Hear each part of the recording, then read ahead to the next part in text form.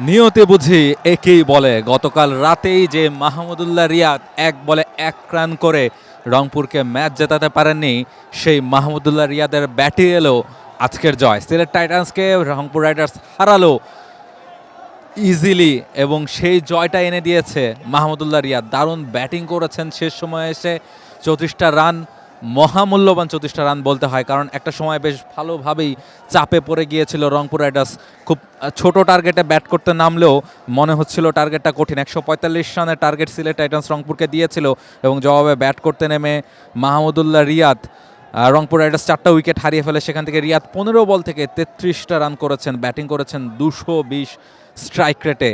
ফলে রিয়াদের এই ইনিংসটা কতখানি গুরুত্বপূর্ণ ছিল সেটা অবশ্যই বলার অপেক্ষা রাখে না। রংপুর রাইডার্স বিপিএলে নিজেদের প্রথম ম্যাচটা জিতেছিল 4 গুণ শক্তিশালী এনজাইম ও অধিক ফেনা সমৃদ্ধ অরিক সিলভার ওয়াশ মাত্র ৭০ টাকায়। এবং দ্বিতীয় ম্যাচটা গতকাল রাতে যে ম্যাচটা হয়েছিল সেই ম্যাচটায় নাটকীয়ভাবে সুপার ওভারে পৌঁছেছিল এবং সেই ম্যাচটা কিন্তু হারতে হয়েছিল রংপুর রাইডার্সকে। তবে একদিন বাদেই টুর্নামেন্টের অন্যতম সেরা দল রংপুর রাইডার্স নিজেদের সেরা ফর্মটাতে ব্যাক করেছে। আগে বোলিং করতে নেমে রংপুরের বোলাররা দুর্দান্ত বোলিং করেছেন।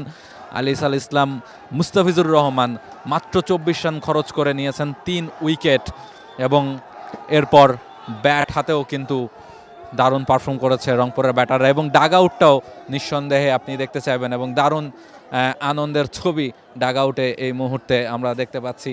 এবং রংপুর রাইডার্সের যারা কর্ণধার রয়েছেন তারাও ভীষণ আনন্দিতই থাকবেন এমন একটা জয়ের পরে।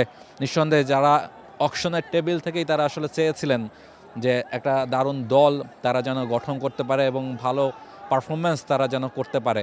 তবে দ্বিতীয় ম্যাচটায় হার খানিকটা ধাক্কা হয়তো বা তাদেরকে দিয়েছিল, তবে তৃতীয় ম্যাচে এসে ঠিকই নিজেদের কাজটা ঠিকঠাক করতে পেরেছে রংপুর রাইডার্স এবং ম্যাচটা জিতে নিয়েছে দারুণভাবেই।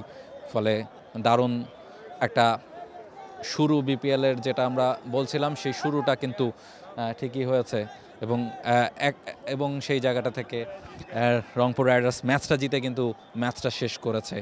রংপুর রাইডার্স বিপিএলটা তারা ম্যাচটা টানা ২ নম্বর জয়টা তারা পেয়েছে। একটা ম্যাচ তারা সুপার ওভারে গিয়ে হারিয়েছে, ফলে এবার কিন্তু তারা আবার পরের দিনে ব্যাক করেছে। ফলে যেটা বলা হচ্ছিল কাগজে কলমে বিপিএলের অন্যতম সেরা দল, কেন সেটা বলা হচ্ছিল সেটা কিন্তু রংপুর রাইডার্স থার্ড ম্যাচে এসে আরও একবার প্রমাণ করেছে। সিলেট থেকে রাহুল রায়, T Sports. For more updates, subscribe to our YouTube channel and click on the bell icon.